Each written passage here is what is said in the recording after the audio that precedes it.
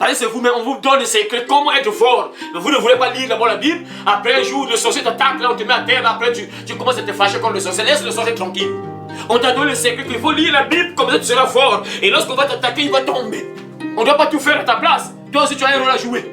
Dieu t'a donné la promesse qu'il est avec toi. Il marche devant toi. Donc tu n'as pas à craindre, tu n'as pas à avoir peur. Quel que soit le problème que tu vis, quelle que soit ta situation, tu as la victoire avec toi. Dieu a donné la promesse que tu vas détruire ces nations. Donc l'opposition, ces problèmes compliqués là, Dieu te donne la promesse que tu vas détruire ça. Parce que l'Éternel est là, dans ton combat, il te donne la victoire. L'Éternel combattra pour vous. Et vous gardez le silence. Ça veut dire qu'un véritable enfant de Dieu n'a pas peur des sorciers, des démons, du monde des ténèbres. Tu sais que non, Dieu m'a donné une promesse que ceux qui vont me s'élever contre moi seront à terre. Et on a vu déjà avec Josué, nul ne tiendra devant toi tant que tu vivras. Ça te met en sécurité, mais les gens ne comprennent pas. Tant que tu écoutes ta parole, te dis que non, ne mène pas cette vie. Abandonne ces choses-là. C'est pour te mettre en sécurité, mais les gens refusent ce bateau-là. Ils veulent pas ça. Ah, ça fait trop mal. Moi, je suis une jeune fille. Hein. Moi, j'ai 15 ans. Les hormones travaillent déjà. Non. Ah, frère, mais pourquoi ce problème te résiste? Pourquoi cette bataille est toujours là? Il y a un problème. Mon frère, ma soeur, tu as le pouvoir. Dieu donne les promesses. Tu vas détruire ces nations, cette opposition, ceux qui se lèvent contre toi, cette barrière, cet obstacle. Tu vas détruire ça. Je te donne le pouvoir. J'ai déjà écrit ça. Donc, toi, fais juste accomplir seulement ça. Ça est là, c'est déjà là. L'Éternel lui-même marchera devant vous. Est-ce que tu sais que Dieu marche devant toi? Dieu avec toi. Voilà pourquoi une personne normale, un véritable chrétien, une véritable brebis n'a pas peur. Tu n'as pas peur. Pourquoi? Parce que tu sais que Dieu marche devant toi. Et les seules c'est elles qui sont à chaque fois dans la crainte, dans le désespoir. Mais on vous dit écoutez la parole, soyez guidés par Dieu. Écoutez, votre berger vous oriente. Il vous dit il faut mener cette vie pour que tu sois bien. Si tu veux que l'Éternel prenne sur toi, si tu veux que Dieu soit ton berger, qu'il veille sur toi, qu'il te nourrisse, qu'il te conduise là où c'est tout. Oh, il ne faut pas avoir peur du pasteur, il faut avoir peur de Dieu qui te voit. Celui qui ouvre tes portes, celui qui te bénit, il faut avoir peur de lui. Si tu fais ça juste pour plaire au pasteur, tu ne veux rien. Tu vas prier, tu ne vois même pas la main de Dieu.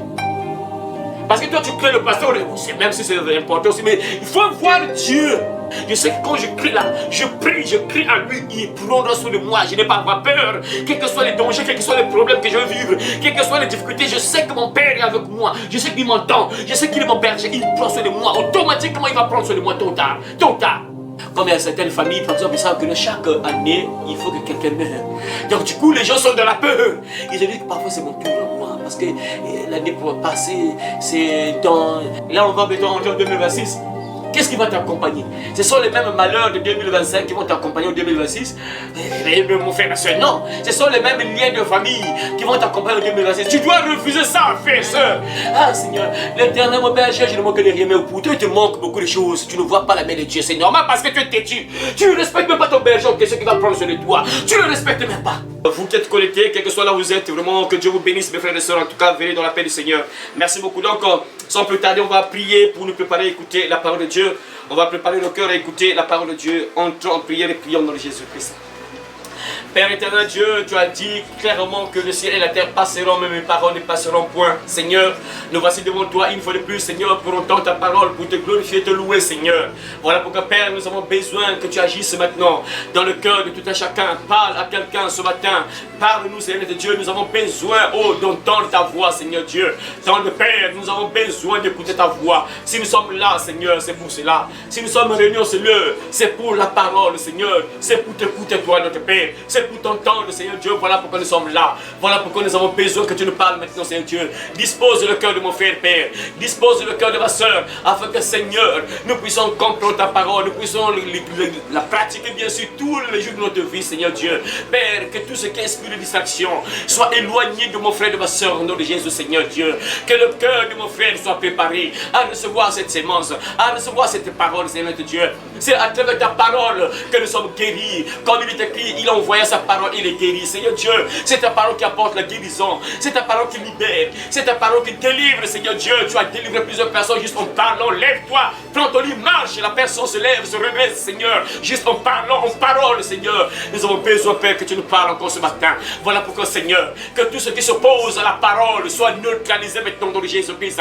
Tout ce qui s'oppose à la parole, à la vérité, soit neutralisé dans le cœur de mon frère, soeur chassée de sa vie au nom de Jésus. Père, que le cœur de mon frère, de ma soeur soit disposé à recevoir cette parole, Seigneur Dieu, qui donne de l'espoir, cette parole qui guérit, cette parole qui libère, cette parole qui délivre, cette parole qui restaure la vie d'une personne, cette parole qui donne la foi, cette parole qui donne la vie éternelle, Seigneur Dieu. Parle à chacun de nous, Seigneur Dieu, Père. Parle à chacun de nous, Seigneur Dieu. Agis puissamment, Père, dans le cœur de mon frère et de ma soeur, Seigneur Dieu. Merci, ton Père, parce que tu es au contrôle. Merci, Père, parce que nous sommes prêts à t'écouter, à recevoir cette nourriture spirituelle que tu as préparée pour nous ce matin. Seigneur Dieu, que cette nourriture nous donne bonne santé, que cette nourriture nous guérisse, que cette nourriture nous libère, cette nourriture nous donne encore la force de marcher sur cette terre, là où il y a tellement de pièges, que cette nourriture nous donne encore la force de combattre l'ennemi, de combattre le diable, de combattre les œuvres du diable, de détruire les œuvres sataniques. Père, nous avons besoin de cette force, et cette force nous vient uniquement de ta parole. Alors nous avons donc besoin de cette parole.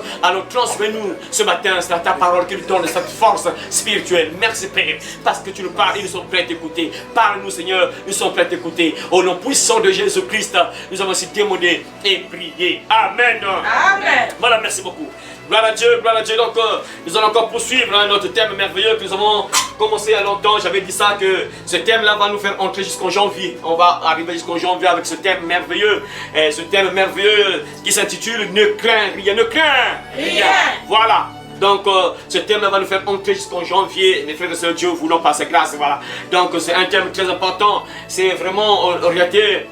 Vraiment un enfant de Dieu qui écoute ce genre de thème là, comme je l'ai dit, je crois à la première partie ou la deuxième partie, j'avais dit qu'une personne normale, un véritable enfant de Dieu, une véritable brebis du Seigneur qui écoute vraiment ce message là, vraiment n'aura plus peur, sera vraiment fortifié, aura vraiment la foi. Tu écoutes vraiment toutes les parties qu'on va développer. Et là nous sommes aujourd'hui, c'est la cinquième partie, je crois bien. Ouais, cinquième partie.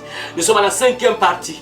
Une personne vraiment qui a son cœur ouvert, disposé, et écoute la première partie, la deuxième, la troisième partie, peut même déclencher un miracle dans sa vie. Juste en écoutant les trois premières parties là, un miracle peut s'abattre sur ta vie complètement, mon frère. Il suffit juste de croire, il faut croire, mes frères et sœurs, il faut croire à ce qui est déclaré, mes frères et sœurs. Donc voilà pourquoi aujourd'hui, on va poursuivre ce thème merveilleux, ne crains rien. On va donc lire la parole de Dieu, on va se lever, mes frères et sœurs, on va se lever, on va lire la parole de Dieu. On va parler ce matin sur un psaume que nous connaissons aussi, un psaume que nous écoutons souvent, nous récitons parfois. Et ce psaume-là, Dieu va nous parler à travers ce psaume-là. Vraiment que Dieu nous parle à travers ce psaume merveilleux. C'est le psaume 23. Le psaume 23, donc on va méditer sur ce psaume 23. Premièrement, on va commencer par ce psaume 23. Donc de 1 à 6, c'est 6 versets seulement. Donc on va méditer sur ce psaume 23 de 1 à 6. La Bible déclare ceci. Cantique de David. L'Éternel est mon berger, je ne manquerai de rien. L'Éternel est mon berger, je ne manquerai de rien. Voilà, tu as l'habitude de réciter ça, mais tu ne connais pas, ça se trouve où? C'est dans Psaume 23, verset 1. L'Éternel est mon berger, je ne manquerai de rien. Il me fait reposer dans des verts pâturages. Il me dirige près des eaux paisibles. Il restaure mon âme. Et il me conduit dans les sentiers de la justice à cause de son nom. Quand je marche dans la vallée de l'ombre de la mort, je ne crains aucun mal. Je ne crains aucun mal. Je ne crains aucun mal. Voilà. Car tu es avec moi, car tu es avec moi. Voilà pourquoi ne crains rien, car tu es avec moi. Ta houlette et ton bâton me rassurent. Tu dresses devant moi une table et en face de mes adversaires, tu induis ma tête et ma coupe déborde. Oui, le bonheur et la grâce m'accompagneront tous les jours de ma vie. Le bonheur et la grâce m'accompagneront tous les jours de ma vie. Le bonheur et la grâce m'accompagneront tous les jours de ma vie. Et j'habiterai dans la maison de l'Éternel jusqu'à la fin de mes jours. Amen. Amen. Voilà, gloire à Dieu. Je bénis le Seigneur. Merci beaucoup. On peut s'asseoir, mes frères et sœurs. On va tirer un peu quelques leçons à travers ce psaume merveilleux que nous avons l'habitude de réciter. Et comme je vous ai dit, mes frères, que c'est important d'avoir les psaumes dans la tête. C'est important. Même dans tes prières, et tu peux utiliser ça. C'est très important. C'est efficace.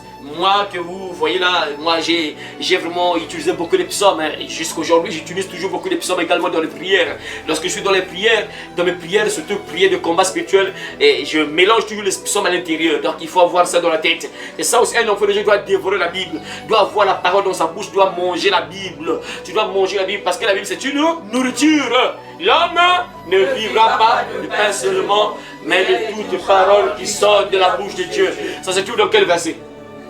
Quel livre?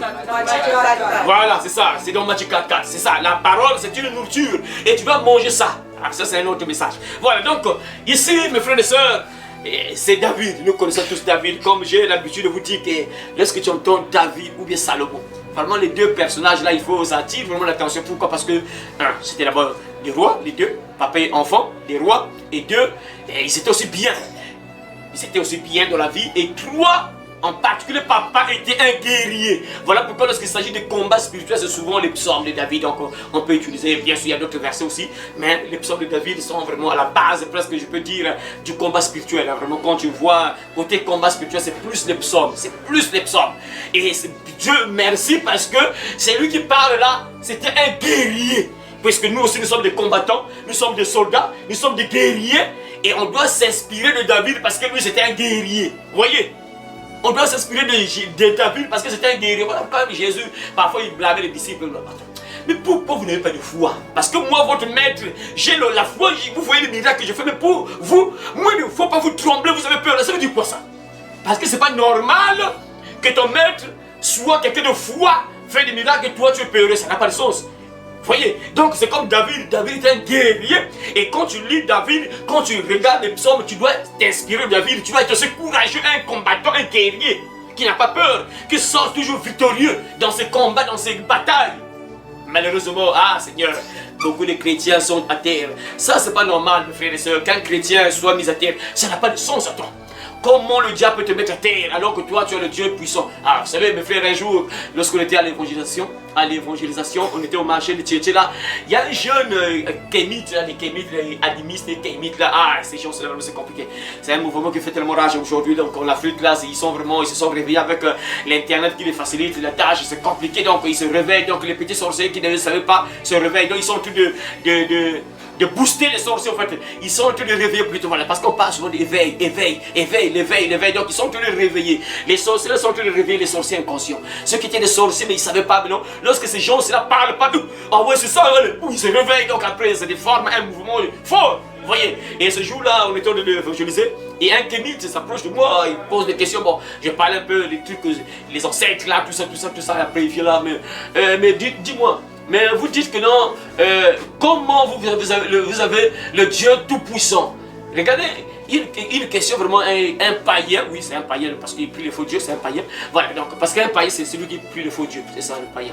Le païen ne connaît pas Dieu, il prie le faux Dieu, c'est ça le païen. Donc il pose la question, mais comment vous priez le Dieu tout-puissant?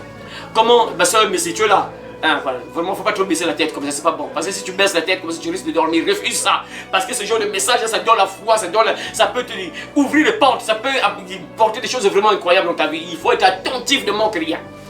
Il pose la question en disant que, mais vous avez le Dieu tout-puissant. Vous avez le Dieu tout-puissant. Mais comment se fait-il qu'on voit les chrétiens chaque fois? Non, moi mon père m'attaque, mon père me combat, ils sont là en train de se plaindre quoi. En fait, c'est ce qu'il voulait dire que non, mais comment vous avez le Dieu tout-puissant, mais il y a des chrétiens qui sont là, mon père m'attaque, mon frère, mon père sorcier m'attaque. Donc ils ont des combats en fait pour lui. C'est normal, c'est une réaction normale, c'est une question normale, légitime. Il avait raison de poser cette question-là, c'est normal. Parce que comment vous avez le Dieu tout-puissant? Et Dieu merci parce que je l'ai répondu selon que l'Esprit m'a guidé. Je lui ai dit qu'écoute frère, la question que tu poses, tu as raison, mais sauf qu'il faut savoir qu'il y a deux chrétiens. Il y a deux chrétiens. Lorsque tu entends parler de chrétiens, là, il y a deux. Il y a un qui est véritable enfant de Dieu, véritable chrétien. Et l'autre qui est juste semblant, il fait juste semblant. Il a la Bible, il va à l'église, mais il n'est pas pour lui chrétien, il fait juste semblant. Il va à l'église, il écoute la parole, il vient là, il mène sa vie comme il veut, tout ça. Je l'ai même dit que non, écoute, les vrais chrétiens là, que le diable a peur là, que le diable ne peut pas mettre à tête, sont les chrétiens qui vivent dans la sanctification, qui fouillent le mal, qui fouillent le péché. Ils ne sont pas dans les bars, boîte de nuit, dans le péché, dans le mensonge, dans le vol. Ils ne sont pas dans la dureté, dans l'impudicité, ils ne sont pas dans ces choses-là. Ceux-là, on ne les met pas à terre, c'est impossible. Impossible. Mais là, les chrétiens là qui sont, il est chrétien avec sa Bible, mais à tout moment, parfois la bière, là, tout ça, la petite main, viens là-bas, il charme. Ceux-là, le diable peut les mettre à terre. Je l'ai expliqué après, il était tranquille, il ne pouvait pas parler. Il a compris que c'est correct. Donc il y a d'autres qui sont juste des faux, il faut se ressembler, et il y a d'autres qui sont de véritables enfants de Dieu. Et ceux-là, on ne les touche pas, c'est ça. Donc, ici, tu dois t'inspirer de David. David était bien sûr un roi, on connaît tous, il était un roi, il était aussi berger. Il était berger, après il était roi. C'est lui qui dit, l'Éternel est mon berger, je ne manquerai de rien. Ah Seigneur, beaucoup de gens parlent un peu, ils récitent ce psaume-là. L'Éternel est mon berger, je ne manquerai de rien. Il faut citer ce psaume-là avec foi. Il faut citer ce psaume avec foi, avec base, avec comment je peux dire, avec des preuves en fait. Si tu dis seulement que l'Éternel est mon berger, je ne manque de rien, tu dis seulement comme ça. Mais est-ce que Dieu est réellement ton berger? Parce que quelqu'un ne craint rien, ne craint rien. Celui qui n'a pas peur, il sait que non, Dieu est son berger. Alors si Dieu est ton berger, tu ne manques de rien. Alors, mais comment savoir que Dieu est vraiment ton berger? Si Dieu est ton berger, ça veut dire que tu l'écoutes. Si vous m'aimez, gardez mon commandement. Jésus est notre berger. Et si tu es le berger, si tu es la brebis de Jésus, tu dois automatiquement garder ce commandement. Et si tu gardes ce commandement, tu sais toi-même, tu sais, moi, ma relation que j'ai avec Dieu. Voilà pourquoi David doit dire que non, tôt ou tard, je verrai la main de Dieu. Il parlait, il donnait des arguments. Pourquoi? Parce qu'il savait quelle relation il avait avec son père. Il savait que non, moi, vraiment, je n'ai pas de problème avec mon père. Je n'ai pas de problème avec mon Dieu. Je sais que tôt ou tard, il va me délivrer. Je l'ai invoqué, il m'a secouru, il m'a mis au large. Ça, on a vu ça hier. Je l'ai invoqué du sein de ma détresse. Je l'ai invoqué, il m'a secouru, il m'a exaucé. Il m'a secouru, il m'a mis au large. L'Éternel était un secours qui ne manque jamais dans la détresse. Dieu venait toujours au secours de David. Pourquoi? Parce que David savait que Dieu était son berger. Et si Dieu est son berger, ça veut dire qu'il obéit à Dieu. Il craint Dieu. Et puisque tu obéis à Dieu, tu le respectes.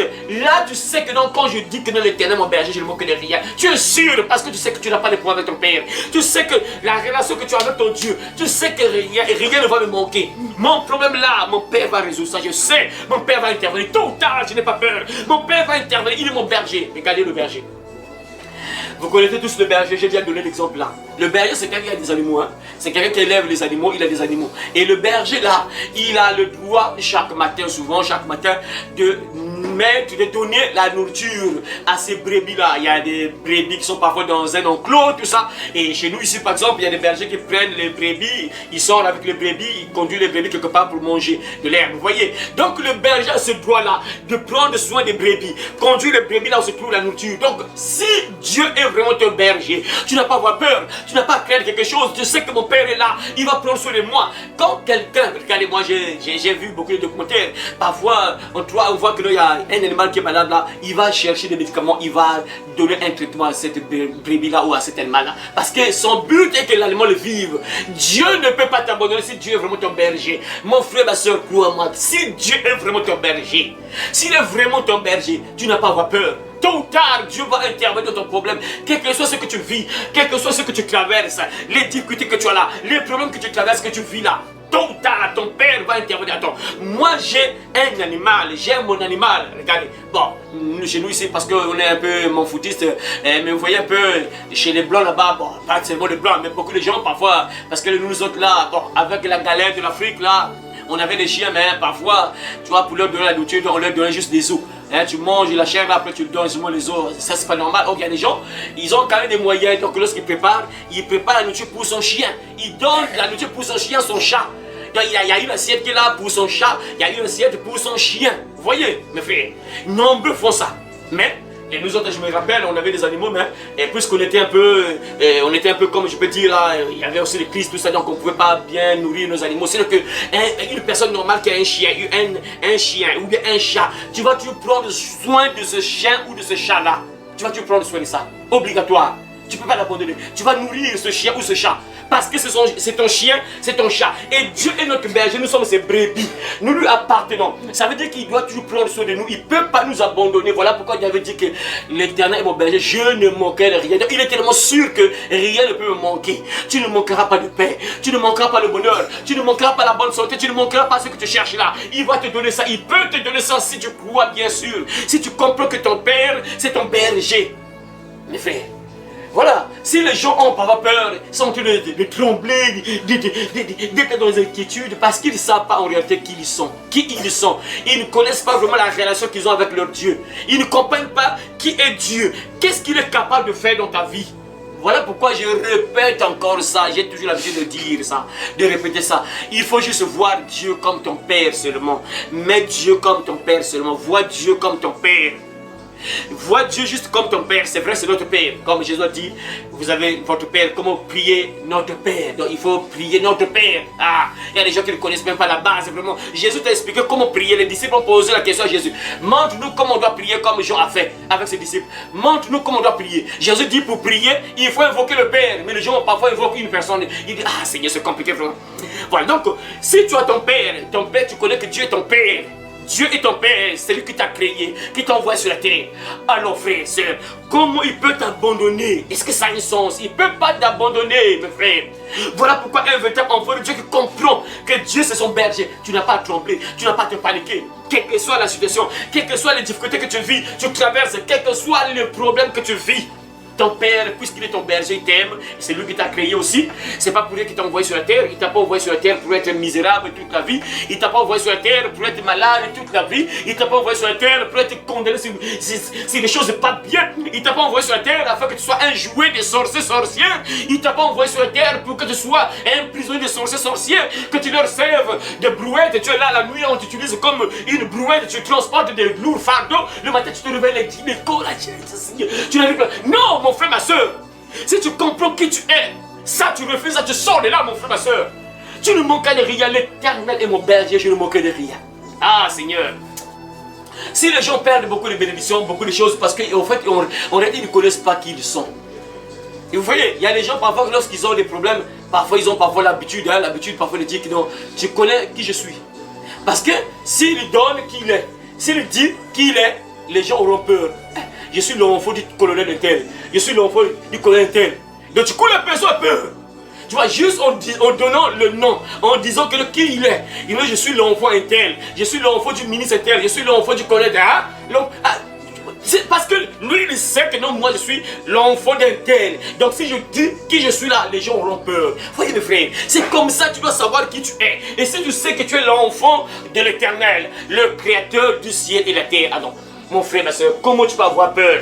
Comment tu peux avoir peur de ce problème-là? Comment tu peux avoir peur de ce que tu vis là? Comment tu peux avoir peur alors que tu sais que tu es le fils de l'Éternel, le fils, la fille de l'Éternel? Dieu t'a créé alors. Tu n'as pas paniqué, mon frère, ma soeur. Voilà pourquoi David dit avec foi, avec fermeté, l'Éternel est mon berger, je ne manquerai de rien. L'Éternel est mon berger, je ne manquerai de rien. Je ne peux rien manquer. Il dit bien rien. Il dit rien. Donc c'est ce que tu as besoin là, Dieu peut te donner ça. Incroyable, David dit que non, je ne manquais de rien. Ce dont tu as besoin là, il te donne ça. Tu as besoin de quoi? Qu'est-ce qui te manque? Qu'est-ce qui te manque toi? Il te manque quoi? Il te manque quoi? Pose-toi les questions, il te manque quoi? Dieu peut te le donner. Il dit que l'Éternel, mon berger, je ne manquerai de rien. Ce dont tu as besoin, Dieu peut te donner ça. Les frères, regardez. Voilà pourquoi ne crains rien, ne crains rien. Tu n'as pas à craindre, tu n'as pas à avoir peur, mon frère, ma soeur. Ah, et la suite dit quoi? Lisez la suite, le verset qui suit. Le verset suivant. Il me fait reposer dans des champs d'herbes vertes. Il me fait reposer dans des champs d'herbes vertes. Voilà, il me fait reposer dans le champ d'herbes vertes. Il me conduit au calme près de l'eau. Il me conduit au calme près des eaux. Voilà. Regarde, il me fait le rôle du berger. En fait, il dit ici, il me fait reposer dans le vert pâturage. Vous savez, il me fait comme l'exemple que je vais lui donner ici. Le matin, il sort ses brebis de l'enclos, il les conduit là où se trouve de l'herbe pour manger. Il les conduit après avoir mangé, il les conduit là où se trouve l'eau. Et les brebis s'abreuvent. Voyez le fait, ça veut dire que Dieu prend soin de toi, même la nourriture, il te donne à quoi manger. Voilà pourquoi Jésus a dit que non, si nous avons la nourriture et les vêtements, cela nous suffira. Et il dit encore même, lorsque nous sommes dans Matthieu, il a même dit que non, hein, ces choses, il y a des choses qu'un enfant de Dieu ne doit pas demander parce que tu sais que ton père, il dit que non, ton père sait que tu as besoin de ça. Tu as besoin de ça, il sait. Ça, ce sont les païens qui recherchent ces choses-là. Donc, il y a des choses, tu ne peux même pas demander parce que ton père sait que ça, tu as besoin de ça. Voilà pourquoi David dit, il me fait reposer dans le vert pâturage. Il y a des choses de base que ça, tu sais que mon père va me donner ça. Comme la nourriture, tu sais qu'il te donne la nourriture, il te donne de quoi manger, il va prendre sur le toit. Tôt ou tard, il va prendre sur le toit. Mon frère, regardez ce qui se passe avec Élisée. Ah, Élie plutôt. Pas Élisée, Élie.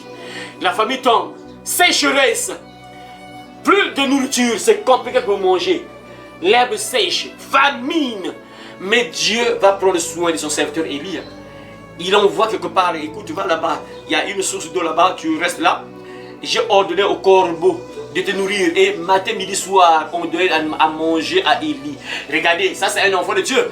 Dieu nous donne à manger matin, midi, soir. C'est incroyable, mes frères et sœurs. Un corbeau vient nourrir Élie, enfant de Dieu. Voyez, maintenant combien de fois toi, mon frère et sœur, Dieu prend sur le toit. Il prend sur le toit, mes frères, ça c'est une réalité. Quand tu vois que non, même pour manger c'est difficile, oui c'est vrai, il y a des pauvres, il y aura des pauvres, Jésus a dit, vous aurez toujours des pauvres avec vous, ça veut dire qu'il y aura toujours des pauvres, mes frères, mes soeurs, mes frères, c'est clair, on a encore vu, hein, David, plutôt pas David, Salomon nous a dit ça, ne me donne ni richesse ni pauvreté, ne me donne ni richesse de peur que lorsque je serai dans l'abondance, je puisse te régner, et ne me donne pas la pauvreté afin que je ne vole pas, je ne dérobe pas. Alors, donne-moi le pain qui m'est nécessaire. Ça veut dire que Dieu doit te donner le nécessaire. C'est ça, mes frères et sœurs. Attends, tu as un père, après ton père te laisse affamer pendant 1 mois, 2 mois, 3 mois, 5 mois. Ça n'a pas de sens, mes frères et sœurs. Dieu prend sur le toit. Voilà pourquoi, quand tu sais que Dieu est ton berger, il va ouvrir les portes. Il suffit de l'invoquer. Invoque-le, il va t'orienter. Il va ouvrir les portes. Il te manque quelque chose. Invoque-le. Il va t'orienter là où tu vas toquer, là où tu vas ouvrir, mes frères et sœurs. Il suffit de l'invoquer. Imagine que tu es un parent. Tu as des enfants, tu as une charge d'enfants, tu vas prendre soin de ces enfants-là, tu dois les nourrir, tout ça. Et même pour faire nourrir ces enfants-là, c'est devenu compliqué. Non, mon frère. Tu es un enfant de Dieu, tu cries à Dieu, Dieu va te parler, il va t'orienter, il va ouvrir les portes. Parce que Dieu, lorsque tu vas crier à lui, il ne te voit pas uniquement toi, il voit aussi les enfants. Parce que quand tu cries là, il te voit, il voit automatiquement ta descendance.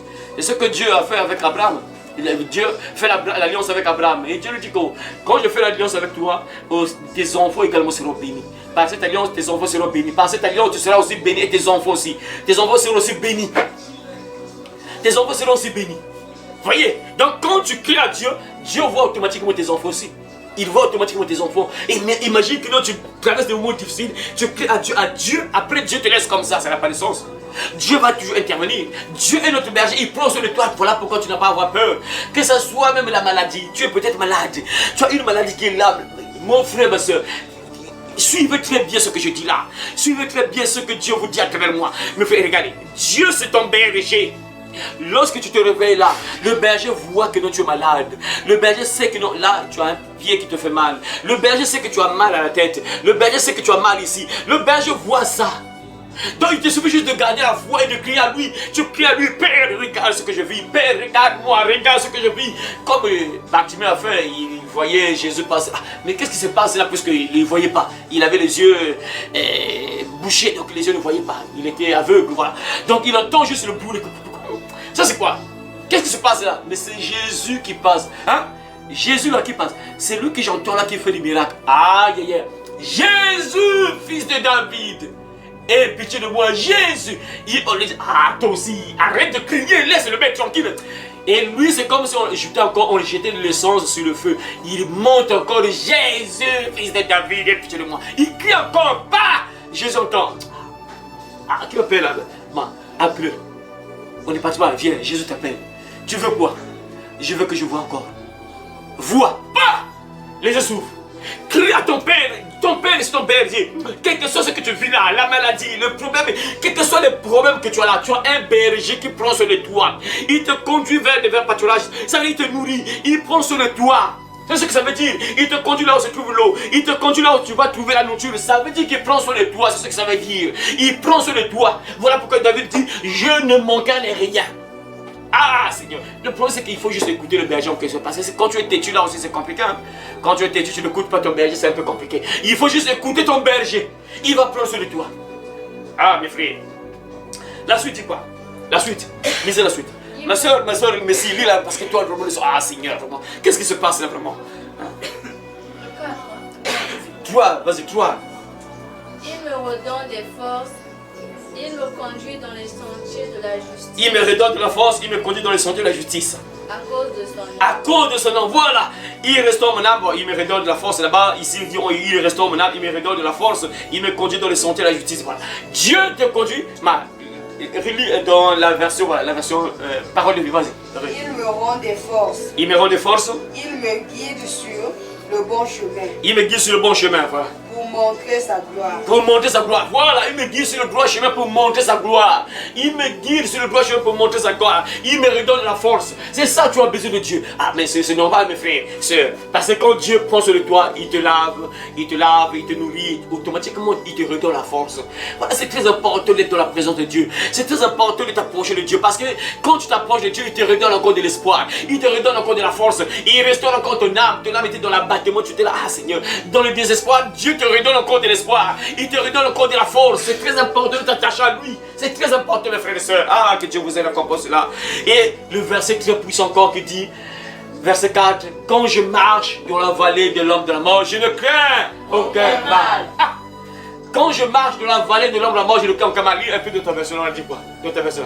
Même quand je marche dans la sombre vallée de l'homme de la Même quand je marche dans la sombre vallée de l'homme de la mort, je ne redoute aucun mal, je ne redoute aucun mal, car je sais avec moi ta conduite ta conduite et ton appui, voilà ce qui me réconforte.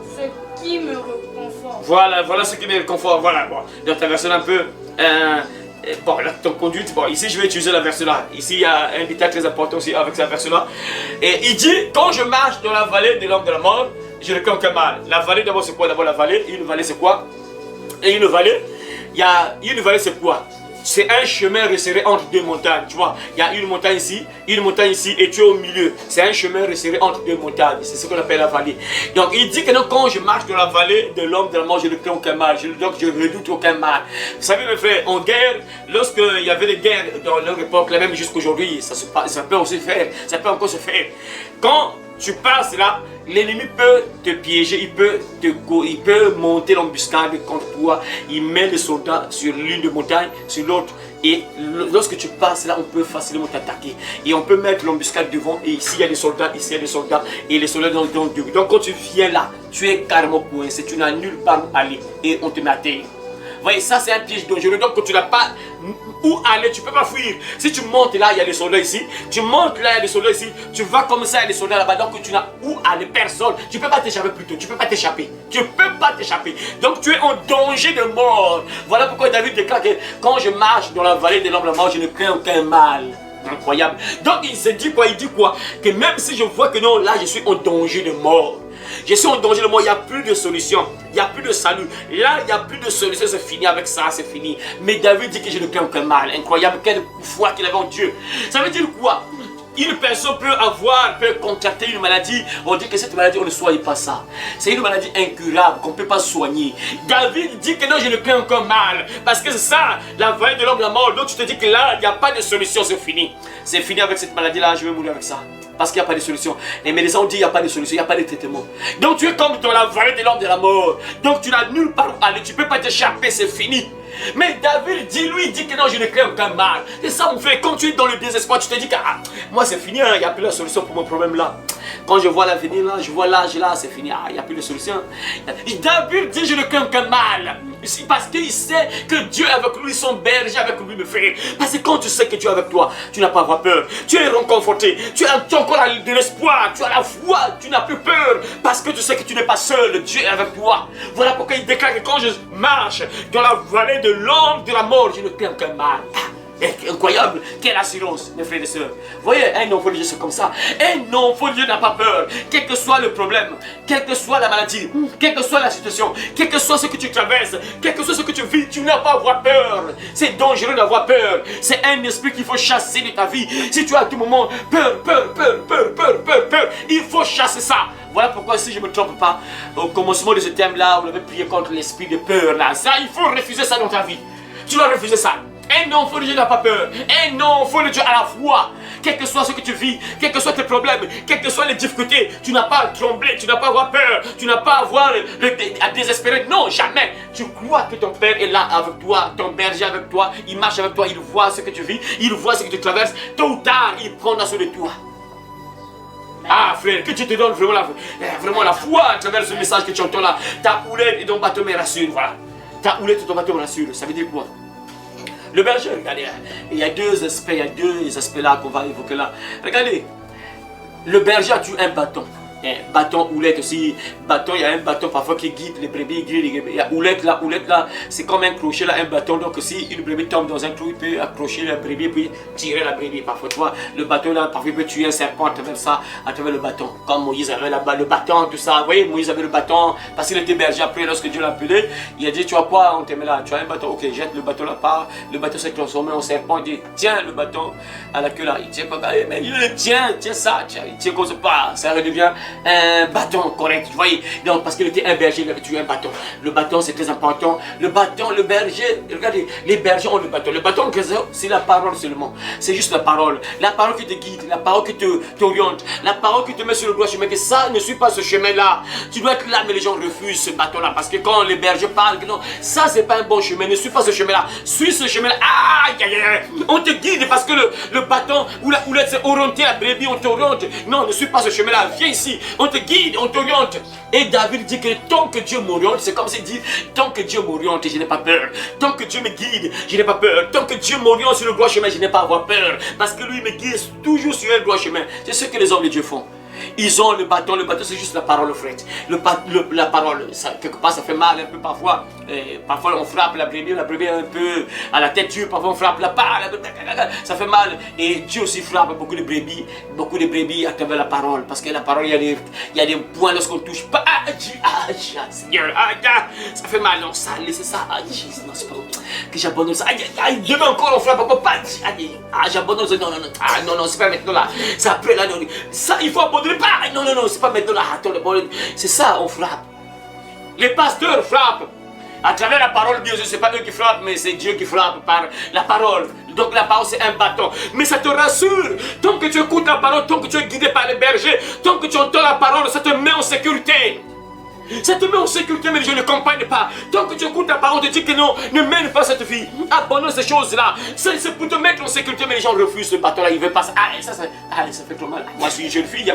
Moi, j'ai 15 ans. Les hormones travaillent déjà. Non, je dois avoir des petits copains. Non. Moi, j'ai 18 ans. Je dois avoir une petite copine. Non, ça va. Non, tu es un enfant de Dieu. C'est pas ça pour toi. Fouiller l'impudicité. Non. Et la personne refuse la correction. Et après, tu tombes dans le ravin.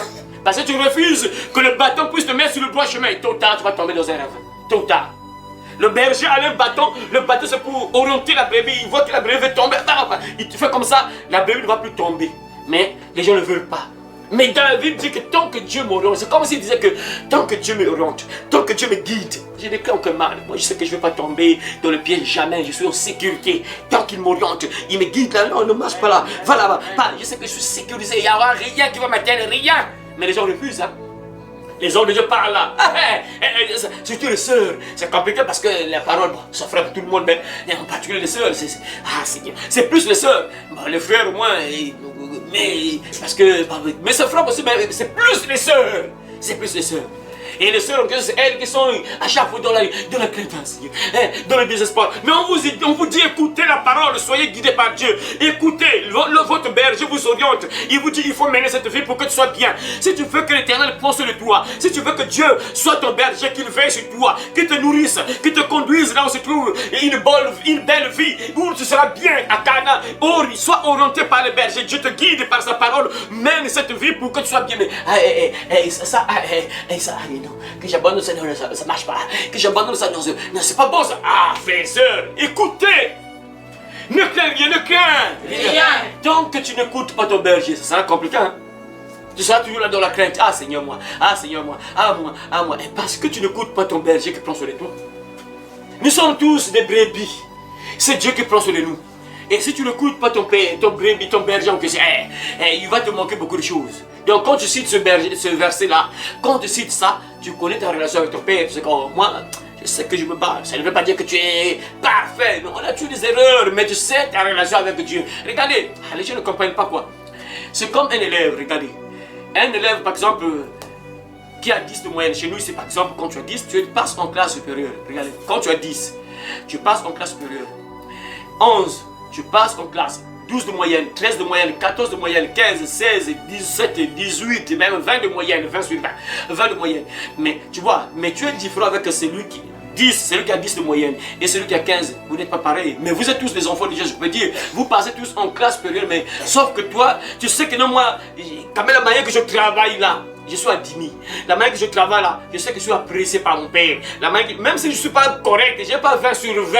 Mais puisque j'ai déjà 10, et 12, 13, 14, 15, je sais que mon père m'apprécie déjà. Je sais que je suis aimé de mon Dieu. C'est ça, c'est ce que je veux dire en fait par là. Tu sais que non, tu as ta relation, tu es attaché à ton père. Tu sais que je me bats quand même à obéir à mon père. Je sais que je me bats quand même à obéir à mon père. Je sais que quand je crie là, je prie, je crie à lui, il prendra soin de moi, je n'ai pas à avoir peur. Quels que soient les dangers, quels que soient les problèmes que je veux vivre, quelles que soient les difficultés, je sais que mon Père est avec moi, je sais qu'il m'entend, je sais qu'il est mon berger, il prend soin de moi, automatiquement il va prendre soin de moi tôt ou tard, tôt ou tard. Voyez mes frères, ah Seigneur, que Dieu te récompense là. Tu dresses devant moi une table en face de mes ancêtres, tu conduis ma tête et ma coupe te borde. Oui, le bonheur et la grâce m'accompagneront tous les jours de ma vie et j'habiterai dans la maison de l'Éternel jusqu'à la fin de mes jours. Le bonheur et la grâce m'accompagneront tous les jours de ma vie. David dit ça, le bonheur et la grâce m'accompagneront tous les jours de ma vie. Regardez, c'est un enfant de Dieu. Tu ne peux pas accepter que des malheurs t'accompagnent tous les jours de ta vie. Tu as ton berger qui prend soin de toi et après tu es là. Malheur sur malheur, malheur sur malheur, malheur sur malheur, chaque année des malheurs, chaque 5 mois des malheurs, chaque année c'est des malheurs. Donc il y a toujours un malheur que tu vas vivre. Donc chaque année, lorsque là par exemple on va entrer en 2026, il y a des gens qui savent que 2026 c'est là déjà, je vais encore vivre des malheurs. Comme il y a certaines familles par exemple, ils savent que chaque année il faut que quelqu'un meure. Donc du coup les gens sont dans la peur. Ils se disent que parfois c'est mon tour à moi, parce que l'année passée c'est dans telle famille, donc en fait par exemple vous êtes dans les mamans, il y a 5 mamans par exemple, je sais que l'autre famille là, l'année passée, il y a un enfant qui est décédé dans la famille, donc ça veut dire que cette année, c'est le tour de cette maman là, donc cette maman là va aussi perdre des enfants. Donc vous êtes tous là dans la peur, tu ne sais pas si c'est ton tour ou comment, tu as la peur, ça c'est des choses sataniques, tu ne peux pas accepter ça dans ta vie mon frère, ma soeur. Le bonheur et la grâce m'accompagneront tous les jours de ma vie et j'habiterai dans la maison de l'Éternel jusqu'à la fin de mes jours. Mes frères, vous voyez, un véritable enfant de Dieu, le bonheur t'accompagne. Tu es heureux. Le bonheur t'accompagne. Tu es bien, mon frère. C'est vrai qu'il y a des difficultés, mais tu ne dois pas être là tout le temps misérable. La Bible est claire. Il y a un temps pour toutes choses. Il y a un temps pour toutes choses. Tu dois refuser ça. Là, on va bientôt entrer en 2026. Qu'est-ce qui va t'accompagner? Ce sont les mêmes malheurs de 2025 qui vont t'accompagner en 2026. Mais mon frère, ma soeur, non. Ce sont les mêmes liens de famille qui vont t'accompagner en 2026. Tu dois refuser ça, frère, soeur. David déclare que lui, le bonheur et la grâce m'accompagneront tous les jours de ma vie. Donc tu ne peux pas accepter que les malheurs t'accompagnent encore en 2026. Tu ne peux pas accepter que les mêmes problèmes t'accompagnent encore en 2026. Ça, il faut refuser ça, mon frère, ma soeur. On change d'année, tu dois changer aussi de situation. Tu dois changer aussi de situation. On remarque, oui. Ah oui, en 2025, il était comme ça. En 2026, oh, beaucoup de choses ont changé. Hein. En 2004, il y avait... Ah, mais 2005... On voit que oui. Mes frères, ça c'est normal, mes frères. Il faut que les... Regardez, les enfants posent parfois la question. Tu fais quelle classe cette année? Oh, je suis passé en classe 1. Ah, on voit l'évolution. On doit voir l'évolution. C'est pas normal. Est-ce que c'est normal que non? L'année passée, tu faisais CP1. On te demande l'année prochaine, on te demande, tu es en quelle classe? CP1. Toujours, oh, CP1, toujours CP1. C'est pas normal, on s'étonne pourtant pour ça. On s'étonne pourtant que c'est pas normal. Comment ça tu es au CP1? L'année prochaine, CP1. Même chose, CP1. Non, ça c'est pas normal ça. Il faut qu'il y ait l'évolution. Dans la vie d'une personne, il faut qu'il y ait l'évolution. L'Éternel fera de toi la tête et non la queue. Tu seras toujours en haut, tu ne seras jamais en bas. Il faut qu'il y ait une différence, mon frère, ma soeur. Ce sont des promesses à t'accaparer. Tu dois t'accaparer de ces promesses-là. Le bonheur et la grâce m'accompagneront tous les jours de ma vie. Et j'habiterai dans la maison de l'Éternel jusqu'à la fin de mes jours. Ah, ça c'est incroyable, hein? Oui, c'est normal que David ne puisse pas avoir peur. Voilà pourquoi David ne craignait rien, parce qu'il avait tellement il a une relation terrible avec son père. Il était tellement accroché à son Dieu, tellement attaché à son Dieu que... Voilà pourquoi il n'avait pas peur. Il était un grand guerrier, il sortait toujours victorieux dans ses combats. C'est normal. Et il dit son souhait, c'est vivre dans la maison de l'Éternel tous les jours de sa vie. Ah, Seigneur, Seigneur, Seigneur. Ah, mon frère, ma soeur, ton souhait en 2026, là, c'est quoi? Si on peut anticiper, quel est ton souhait en 2026? Vous allez voir que Dieu est à côté. Hein? Si vous posez cette question-là, que Dieu nous a dit, je vais faire un peu ce test-là, peut-être, je ne sais pas. Si vous posez au moins 100 personnes, 100 chrétiens, posez-leur cette question-là. Ma soeur, faut vraiment prier lorsqu'on commence vraiment, c'est bizarre, vraiment, c'est comme, tu somnoles trop lorsqu'on prie, vraiment, alors que tu as dormi, ça c'est pas bon, c'est pas un bon signe, alors que tu viens de dormir à peine, tu t'es réveillé, comme appel là on est encore à 10 h je crois, mais c'est pas 10 h tu dors encore, c'est incroyable ça, à 10 h tu dors encore, ça c'est pas normal, il faut refuser ça. Je vous ai dit que quand tu remarques quelque chose de venir, je suis là. Tu viens me parler, je veux te soutenir dans la prière. Parce que la bénédiction se passe là, juste en écoutant la parole. Dieu ouvre les portes juste en écoutant la parole. Et si tu acceptes que le diable puisse t'embrouiller, que tu n'écoutes rien, tu perds la bénédiction. Tu ne reçois rien. La bénédiction se passe comme ça.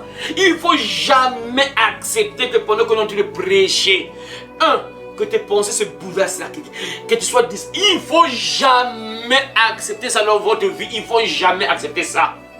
Je vous ai donné l'exemple de Paul qui a guéri une personne parce que cette personne était attentive. La personne était concentrée pour écouter Paul qui prêchait. Et Paul voit, il a la voix, lève-toi, tiens-toi debout, il se guérison aussitôt parce qu'il écoutait la parole avec attention, il était tellement concentré. Et du coup, il avait la voix, Paul a vu, ok, tu avais la voix, lève-toi, miracle. Il ne faut jamais accepter ça dans votre vie. Que le pasteur te le prêche, que tu sois distrait, qu'une personne te dise, c'est même une personne à côté. Si tu remarques une personne te dit, lève-toi, quitte, sors de là. C'est parfois un fils du diable ou fille du diable qui ne veut pas que tu sois béni. Parce que tout se passe juste par la parole. Malheureusement, lorsqu'il s'agit de séries, c'est impossible de voir une personne dormir. Il y a une série qui passe. Dors, on va te voir. Jamais! Même veiller, tout motia. Nous on finissait, tu regardes une série, 24 heures chrono là. 24 heures chrono. On faisait des veillées avec ça. Mais essaie de mettre la parole. Jamais! Qui va faire veiller? Regardez la parole. Jamais! Mais 24 heures chrono, nous on faisait des veillées. Tu n'as pas de sommeil, le sommeil parle. Parce que le diable sait que je t'ai eu. C'est bien ça.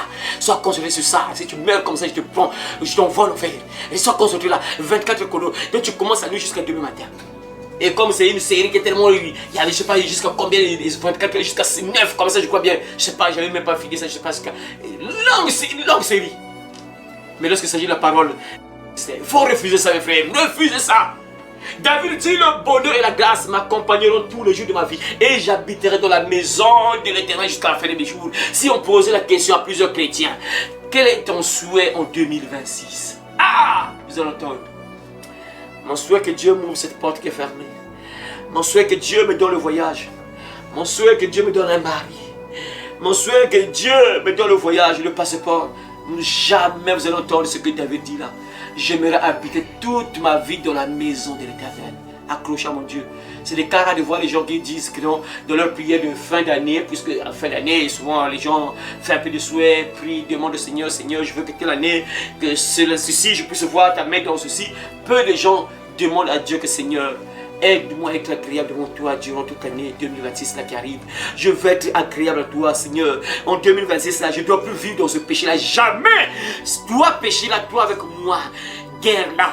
En 2026, je serai plus à ton service. C'est fini. On va se séparer.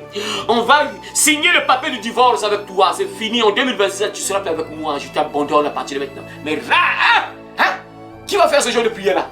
Jamais! Jamais! Moi je continue avec ma vie là-bas. Seigneur, fais-moi grâce, le mariage, le voyage, l'argent, le travail, tout ça. Mais le péché, Seigneur, 2026, non, je dois changer de vie. Je dois être une nouvelle chrétienne, une nouvelle personne. Que les gens remarquent que non, oui, c'est un véritable chrétien, une véritable chrétienne, que je change. Ça, jamais. Seigneur, le prière là, jamais. Que si Dieu mettait le haut-parleur, il fait ressortir la voix, la prière de toutes les personnes qui vont prier d'ici fin d'année là. Vous allez entendre, Seigneur, donne-moi ça. 2026, ça. Seigneur, donne-moi ça. Jamais vous allez entendre, Seigneur. En 2026, là, je veux fuir le péché. Je veux être une bonne chrétienne. Je veux être un bon chrétien. Jamais cette prière, vous allez entendre ça, jamais. Seigneur. David dit, moi, je veux habiter dans ta maison tous les jours de ma vie. Seigneur. Seigneur, voyez mes frères, voilà pourquoi les gens sont dans la crainte là. Comment veux-tu que Dieu soit ton berger? Comment veux-tu que Dieu ouvre tes portes? Tu ne le respectes même pas. Tu n'as même pas, Dieu, tu ne considères même pas ton berger en question. Tu n'as même pas de la considération envers ton berger en question. Comment veux-tu que ton berger prenne soin de toi? Comment veux-tu que ton berger ouvre des portes? Même pour prier là, c'est compliqué. C'est des problèmes, il faut forcer. Et parfois, ton berger parle déjà. Toi, c'est maintenant que tu arrives. Donc, le président est dans la salle et toi, tu viens maintenant. Et le président, tu disais quoi? Tu viens vraiment. Tu ne considères même pas ton berger en question, mais tu veux que le berger ouvre les portes vraiment. Tu n'as même pas du respect envers ton berger. Ah, Seigneur, que Dieu nous aide pour le moment. Ah, Seigneur, même les présidents les respectent plus que Dieu, Seigneur. Jamais le président organise une réunion. Lui, il est là. Qui va entrer? Personne. Avant qu'il entre, d'abord, c'est d'abord tout le monde qui est à l'intérieur. Lui, il vient après. C'est comme ça. Mais malheureusement, nous, c'est le contraire. Le berger Jésus là, il attend encore les autres qui sont dehors. Donc le roi, quoi, il attend les gens venir. Incroyable. Et tu veux que Dieu ouvre tes portes vraiment. Tu veux que Dieu prenne soin de toi. Tu ne le respectes même pas. Mes frères, moi, je vous ai tout dit ça. Je bénis le Seigneur. Ah, vraiment, c'est vrai que Dieu nous avait choisi, quoi. Dieu m'avait choisi il y a longtemps, mais je ne savais pas, quoi, vraiment. Mes frères, je ne sais pas si je suis parti en retard à l'église, mes frères, je ne sais même pas. Je ne sais pas, vraiment, quand j'ai grandi là, à moi, quand j'étais enfant peut-être, mais quand j'ai grandi là, j'ai eu une connaissance. Je ne sais pas quel jour je suis entré en retard à l'église. Je ne sais même pas, je ne peux même pas me rappeler, je ne sais pas. Si tu peux me rappeler ça, je ne sais pas. Jamais que le pasteur a commencé à parler et moi j'entre. Jamais. Avant que le pasteur parle, je suis déjà dans le temple, je suis assis. Avant que le pasteur entre, je suis déjà là. Quand je pense à tout ça, ah Seigneur, vraiment incroyable quoi. Ce que Dieu faisait vraiment c'est bizarre. J'étais pour moi chrétien païen, je partais en enfer, mais c'est bizarre quoi. Mais vous êtes prêts, vous êtes enseignés, vous voyez un peu ça. Mais c'est vous qui devez éviter ce que nous avons fait. Mais c'est le pire encore, Seigneur. Vous êtes bien parce que nous on a vécu certaines choses, on vous explique. Donc logiquement vous devez éviter ça. Mais c'est le pire. C'est le pire. Respectez le berger en question qui va prendre soin de vous. Voilà pourquoi les gens sont dans la crainte. Ah Seigneur, l'éternel mon berger, je ne manque de rien. Mais pour toi il te manque beaucoup de choses. Tu ne vois pas la main de Dieu. C'est normal parce que tu es têtu. Tu ne respectes même pas ton berger en question qui va prendre soin de toi. Tu ne le respectes même pas. Comment veux-tu que ton berger prenne soin de toi? Il te parle, tu ne l'écoutes pas. Il te dit, fais ça. Ah, non, non. Il fait ça. Ah, non, non. Après, tu veux que ton berger prenne soin de toi. J'aimerais habiter toute ma vie dans la maison de l'Éternel. Regardez son souhait. C'est être ensemble avec Dieu. Ah, c'est la parole. Et il est que le. Et qu'est-ce que. Le plus va commencer à habiter. Ah, il se rend. Ah, papa, tu arrives déjà. Et ça, tu vois ça, c'est depuis ta maison. Les gens pensent que non, quand tu vas. Faut jamais faire ça pour plaire au pasteur. Tu fais rien. Ne fais jamais ça pour plaire au pasteur, tu fais rien. Même si ça peut faire plaisir au pasteur, mais c'est pas lui le pasteur qui va ouvrir tes portes, c'est ton berger qui te voit là. Il voit si tu es motivé à partir à temps à l'église, il voit ça si tu fais ça pour lui ou pour le pasteur. Parce qu'il y a des gens qui ont plus peur du pasteur. Hein, vous savez, nous, lorsqu'on était à l'école primaire, lorsque tu vois le professeur, le maître, plutôt le maître. Ah, le maître, tu pries le maître, tu te fuis là. Tu ne veux pas croiser le chemin avec le maître parce que tu as peur. Oh, il ne faut pas avoir peur du pasteur, il faut avoir peur de Dieu qui te voit. Celui qui ouvre tes portes, celui qui te bénit, il faut avoir peur de lui. Si tu fais ça juste pour plaire au pasteur, tu ne fais rien. Tu vas prier, prier, prier, tu ne vois même pas la main de Dieu. Parce que toi tu crées le pasteur, même si c'est important aussi, mais il faut voir Dieu. Le pasteur est juste l'instrument seulement. Et si tu ne le respectes pas, si tu n'as pas ton cœur attaché à lui, comme David, que j'aimerais habiter toute ma vie dans la maison de l'Éternel, tu n'as pas ce cœur-là comme ça. Tu peux pour toi partir à l'église tous les jours, tous les jours, tous les jours pour plaire au pasteur. Tu ne verras jamais sa main. L'Éternel ne prendra pas soin de toi. Il ne sera pas ton berger, il ne prendra pas toujours soin de toi. Et tu seras toujours là, ah Seigneur, ah moi, tu as de la crainte, de la peur, tout ça, parce que ton berger n'est pas avec toi. Mes frères, nous parlons, hein? Nous on fait le travail. Pour terminer, on va ouvrir encore, mes frères et sœurs, Deutéronome chapitre 31, verset 1 à 8. Pour aujourd'hui, on va terminer sur Deutéronome chapitre 31, verset 1 à 8. Deutéronome 31, verset 1 à 8. C'est lui ou celle qui a vu, ouvrez et lisez déjà. Moïse adressa encore ses paroles à tout Israël. Moïse adressa encore ses paroles à tout Israël. Aujourd'hui, leur dit-il, je suis âgé de 120 ans. Je suis âgé de 120 ans. Je ne pourrai plus sortir et entrer. Je ne pourrai plus sortir et entrer. Et l'Éternel m'a dit, tu ne passeras pas ce jour-là. Tu ne passeras pas ce jour-là. Merci d'abord. Tu t'arrêtes d'abord là, ça c'est le verset 1 et 2. Voilà. Donc nous connaissons tous Moïse. Moïse te rappelle qui? Voilà, la personne que Dieu a utilisée pour libérer son peuple de l'Égypte. Voilà, c'est ça. Parce que ton nom c'est Moïse. Donc tu dois savoir Moïse, il a fait quoi, il était qui, tout ça. Ça c'est obligatoire. Parce que ton nom c'est Moïse, c'est ça. Donc là c'est Moïse. Nous connaissons tous que Moïse, Dieu l'a choisi pour aller libérer son peuple en Égypte. Afin qu'il parte à Canaan, là où ils seront bien, ils seraient bien. Voilà, donc Moïse, vous savez, Moïse c'était un leader. Il avait souvent l'habitude de sortir, de guider le peuple, tout ça. Après, arrivé à un certain âge, bah, il devient vieux, hein, il n'avait plus la force. Donc il doit donner la relève. Il doit transmettre le relais à une autre personne. Vous voyez, il doit transmettre le relais à une autre personne. Donc il était âgé de 120 ans, voilà. Et je ne pourrais plus sortir, entrer. Et l'Éternel m'a dit, tu ne passeras pas ce jour-là, voilà. Et verset 3 dit, l'Éternel ton Dieu marchera lui-même devant toi. Ah! Moïse est en train de parler au peuple de Dieu. L'Éternel ton Dieu lui-même marchera avec toi.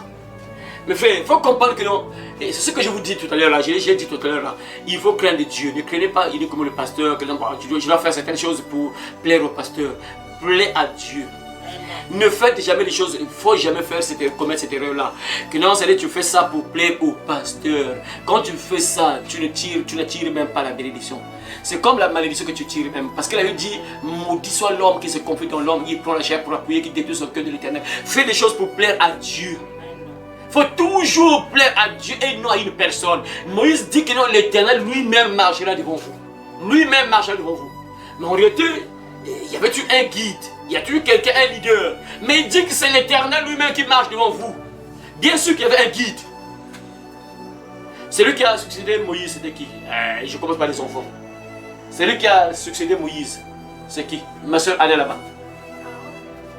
Non, c'est pas Aaron. Celui qui a succédé Moïse. Celui qui a succédé Moïse. Hein? Josué. C'est Josué. Moïse après Josué. C'est lui qui a succédé, c'est-à-dire Moïse arrête, il meurt, après une autre personne prend le contrôle, la tête, c'est Josué. Ça, il ne faut jamais oublier ça, même dans le film. Et il a l'habitude de regarder le film de Dieu. Ah Seigneur, c'est compliqué quoi. Les films, tu peux tirer plusieurs leçons à travers le film. Même si tu ne lis pas la Bible, mais en regardant le film, tu peux connaître beaucoup de choses à travers le film. Hein? Ah Seigneur, et l'habitude de regarder le Superbook. Les dessins animés de Superbook, là, au moins ça enseigne quand même, il y a des leçons de base hein, sur la Bible. Ah Seigneur. Donc, Dieu dit, Moïse parle en disant que non, l'Éternel lui-même marchera avec vous, devant vous, marchera devant vous. Mon frère, ma soeur, ah Seigneur, ne crains rien, ne crains rien. Ah Seigneur, si tu sais que non, quand je marche là, Dieu est devant moi. Ah, Seigneur, parfois quand je pense un peu à l'histoire du peuple d'Égypte là, du peuple d'Israël, c'est là le mec contaminé. Quand je pense un peu à l'histoire du peuple de Dieu là, l'Israël là, vraiment, c'est un peu bizarre, mais frère, incroyable. Hein? Dieu était avec eux, incroyable, vrai. Ils voyaient, ils avaient un signe. Oh Seigneur, je ne sais pas, ils avaient quelle incrédulité, bah Seigneur, non. Voilà pourquoi la Bible dit que ces choses leur sont arrivées. Pour nous servir d'exemple à nous qui sommes arrivés à la fin du siècle. C'est-à-dire si vous faites la même chose, vous allez aussi mourir. Vous allez se périr. Le peuple, il marche comme ça. Il y a une colonne de nuée. Il voit une colonne de nuée. De tout. Une colonne de nuée comme ça. Il voit, ça se déplace. Il voit que oui, Dieu est avec eux. Dieu marche devant eux. Incroyable, vrai, mes frères. Il voit ça comme ça. C'est pas que non, spirituellement. Après, non. Comme ça. Quand vous voyez la lampe là, vous voyez une colonne comme ça. Dressée comme ça. Ça marche devant eux. Ils voient ça que Dieu est avec nous. Incroyable. Et Seigneur, mais après demain, balle, moi je n'ai pas d'enfants, donne-moi les enfants. Ah Seigneur, Dieu est avec vous. Parle à Dieu. Celui qui vous a délivré, est-ce que Baal vous a délivré en Égypte? Vraiment c'est incroyable, mais vraiment Seigneur. Eh Seigneur, Dieu a raison de dire qu'on a écrit ces choses-là ne sont arrivées. En fait, j'ai compris. C'est comme l'histoire de Salomon là, Dieu a permis qu'il puisse avoir beaucoup de femmes comme ça, 1000 femmes, tout ça. Et Dieu aussi a permis que ce peuple soit rebelle comme ça. Parce que Dieu savait peut-être que non, les générations futures seront encore pires. Mais non, je vais permettre que ces choses-là arrivent pour que eux peut-être qu'ils comprennent comment moi je me fâche. Qu'ils comprennent que non, moi j'aime pas l'idolâtrie. Qu'ils comprennent que moi j'aime pas qu'on m'abandonne. Qu'ils comprennent que j'aime pas qu'on puisse m'abandonner, que ne plus avoir foi en moi. Qu'ils comprennent. Et on a vu ce que Dieu a fait avec ce peuple-là rebelle. Ils sont tous morts, mais c'est toujours le pire aujourd'hui. C'est encore le pire. c'est le pire. Les gens, au lieu d'avoir confiance en Dieu, c'est le pire. Parce que, mes frères, logiquement, quand tu vois un peu l'histoire de Moïse, là, mon frère, ma soeur, partez devant l'océan, mes frères. Je vous encourage, famille. Essayez de regarder un peu l'océan, mes frères. Tu vois, quand je vois un peu l'océan là, quand tu es là, tu ne vois même pas l'autre rive. Donc c'est comme si l'océan n'a pas de fin. C'est bizarre, mes frères. Mais imaginez, Dieu sépare ça en deux. Ça s'ouvre maintenant, mes frères, ça s'ouvre comme ça. Les gens passent au milieu.